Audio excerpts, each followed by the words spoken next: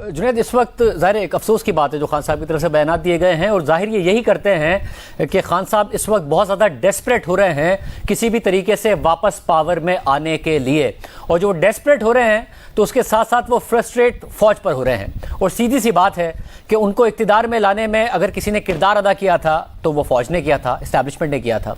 2018 से पहले किस तरीके से मीडिया मैनेजमेंट हुई, किस तरीके से इमरान खान साहब के लिए फैसलों को मनूवर किया गया, किस तरीके से जो उनके मुकाबले में प्लेयर्स थे उनको बाहर किया गया, नवाज शरीफ साहब कैसे एक तनख्वाह ना लेने पर बाहर हुए अपने बेटे से, वो सारे के सारे मामलात में उनका एक रास्ता हमवार किया गया, उनको इक़्तिदार में लाया गया। और उससे पहले 3-4 साल में तमाम जितने भी पॉलिटिशियन थे उनको इंतहाई करप्ट बनाकर पेश किया गया, उन्हें एंटी नेशनल बना के पेश किया गया, मुल्क मुखालिफ बना के पेश किया गया, और इमरान खान साहब को एक मसीहा बना के पेश किया गया। 3.5 साल बाद जब इमरान खान साहब इक़्तिदार से चले गए हैं तो वो इस्टेब्लिशमेंट से यही तवक्को कर रहे हैं कि आप मुझे वापस इक़्तिदार में लेके आएं।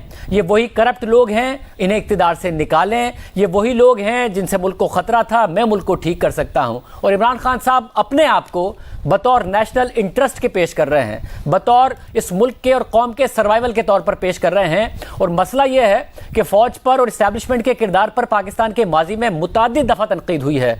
नवाज शरीफ साहब ने की है, मरीम नवाज साहिबा ने की है, बेनज़ीर भुट्टो साहिबा ने की है, मगर वो सारे ये तनकीद करते थे कि फौज को सियासत में मुदाखलत नहीं करनी चाहिए, जमहूरी हुकूमतों के खिलाफ मुदाखलत नहीं करनी चाहिए।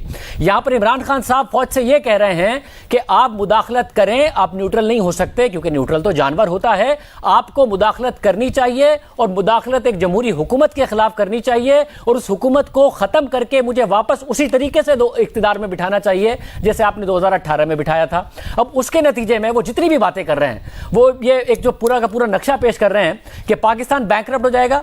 पाकिस्तान बैंकरप्ट हो गया तो सबसे पहले पाकिस्तान की फौज तबाह हो जाएगी। जब पाकिस्तान की फौज तबाह हो जाएगी तो यूक्रेन की तरह पाकिस्तान से उसके न्यूक्लियर असासे ले लिए जाएंगे।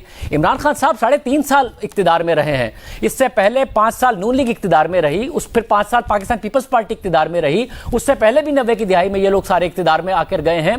पाकिस्तान कैसे बैंकरप्ट हो गया? क्या पाकिस्तान का न्यूक्लियर प्रोग्राम ले लिया गया? क्या पाकिस्तान की फौज तबाह हो गई? जो इमरान खान साहब कहते हैं क्योंकि पाकिस्तान की करेंसी गिर जाएगी, करेंसी की वजह से महंगाई आएगी और उसकी वजह से पाकिस्तान बैंकरप्ट हो जाएगा। तो पाकिस्तान की तारीख में सबसे ज्यादा करेंसी इमरान खान साहब के दौर में गिरी है। 65 रुपए इमरान खान साहब के वजीर आजम होते हुए गिरे, और मगर पाकिस्तान क्या बैंकरप्ट हो गया? नून लीग के दौर में तो इतने नहीं गिरे थे।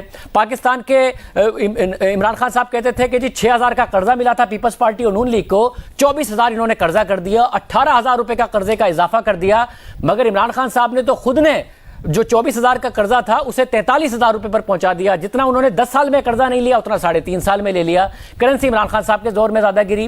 नून लीग के पूरे 5 साल में वो करप्शन का आलम नहीं था जो कि इमरान साहब के दौर में था। इमरान खान साहब कहते हैं मैं मुल्क को तरक्की के पर लेके जा रहा था, 5.97% की तरक्की थी, मगर नून लीग जब छोड़ के गई तो 6.1% की तरक्की थी। इमरान खान साहब कहते हैं नून लीग की जो तरक्की थी वो अच्छी नहीं थी क्योंकि उनके फौरन बाद हमें IMF के पास जाना पड़ा, मगर इमरान खान साहब तो खुद IMF के पास छोड़ के गए, जाना भी नहीं पड़ा, हम IMF के प्रोग्राम में हैं। तो मसला ये हो रहा है कि वो डेस्परेट हो रहे हैं और अपने सर्वाइवल को मुल्क के सर्वाइवल से मुंसलिक कर रहे हैं, और उनसे ये बर्दाश्त नहीं हो रहा है कि मैं आज मुल्क का वजीर आजम नहीं हूं या फिर मुल्क की फौज मेरा साथ नहीं दे रही है मुझे वजीर आजम रखने में। और देखें ये बड़े खतरनाक बयान हैं और ये कोई अच्छे बयान नहीं है जो कि इमरान खान साहब की तरफ से दिए जा रहे हैं। अगर किसी और ने दिए होते तो वो इमरान खान साहब ने उनके ऊपर गद्दारी के फतवे देने थे और कहना था देखें किस किस्म के बयान दिए जा रहे हैं, मगर कतई तौर पर इसका इन बयानात का मतलब ये नहीं है कि इमरान खान साहब गद्दार हैं या कोई उनके ऊपर फतवे दे कि वो मुल्क मुखालिफ हैं, मगर वो इतने डेस्परेट ना हो कि वो अपने सर्वाइवल से, अपने वजीर आजम बनने से मुल्क के सर्वाइवल को मुंसलिक कर दें।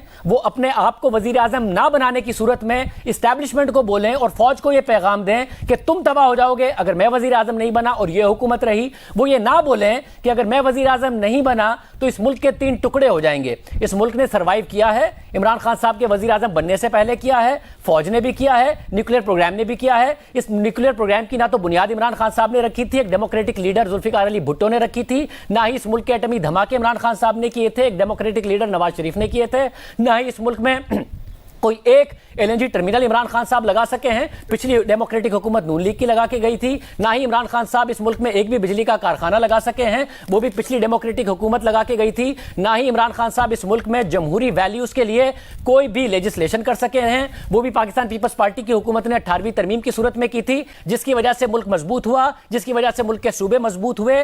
तो मुल्क टूटने की कोई ऐसी बात इन दोनों हुकूमतों में नहीं हुई थी जिसकी इमरान खान साहब बात कर रहे हैं। ये मुल्क 2008 में जमहूरी हुकूमतों को मिला था तो इस मुल्क में लोड शेडिंग का तूफान था, इस मुल्क में महंगाई थी और इस मुल्क में रोज दहशतगर्दी के धमाके होते थे।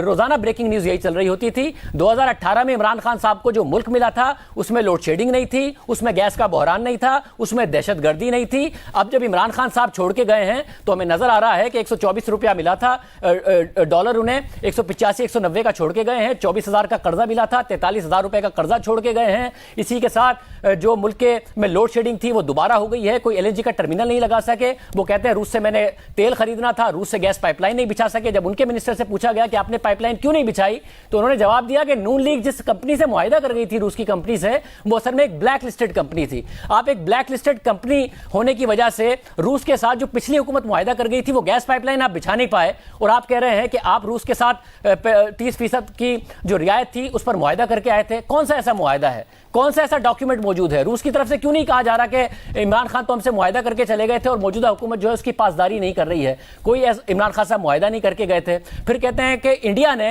रूस के मुआहिदे की वजह से कीमतें कम कर दी हैं जो वो रूस से तेल खरीद रहा है। इंडिया के फाइनेंस मिनिस्टर का बयान मौजूद है कि हमने अपनी सेंट्रल एक्साइज ड्यूटी पे हिट ली है।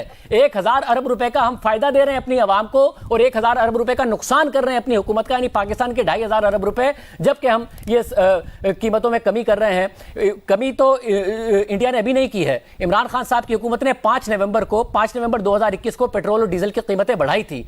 उससे 2 दिन पहले 3 नवंबर को भारतीय हुकूमत ने पेट्रोल डीजल की कीमतें कम की थी और उनको फ्रीज कर दिया था 4 महीने के लिए। उस वक्त भी रूस से पेट्रोल लेके नहीं किया था, अपनी सेंट्रल एक्साइज ड्यूटी को कम करके ही किया था। तो इमरान खान साहब एक झूठ पर मबनी बयानियां बना रहे हैं। उस झूठ पर मबनी बयानिए में वो ना नेशनल इंटरेस्ट का ख्याल कर रहे हैं, ना मुल्क की जमहूरियत का ख्याल कर रहे हैं। वो चाहते हैं कि फौज किसी भी तरीके से मुझे इख्तिदार में लेके आए, अगर नहीं लाओगे तो तुम तबाह हो जाओगे, क्योंकि मुल्क तबाह हो जाएगा, क्योंकि रुपया गिर जाएगा, उससे महंगाई आएगी, उससे मुल्क में 3 टुकड़े हो जाएगा और हमारा न्यूक्लियर प्रोग्राम लिया जाएगा।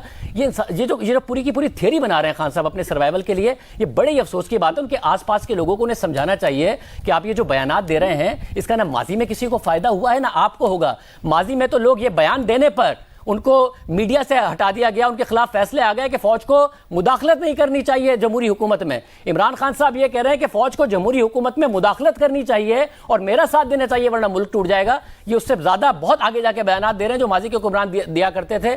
जब उनका लिए बहुत ज्यादा मुश्किलात हुई इस मुल्क में तो उनके लिए भी मुश्किलात हो सकती है खान साहब के लिए। इसलिए उनको समझाना चाहिए उनके आसपास के लोगों को कि इतने डेस्परेट ना हो, इख्तिदार आपको मिल जाएगा। इस हुकूमत को सर्वाइवल के लिए मुश्किल फैसले करने हैं, IMF का प्रोग्राम बहाल करना है, उससे महंगाई का तूफान आएगा, आपको कैंपेन करने का मौका मिलेगा, फिर इलेक्शन होगा।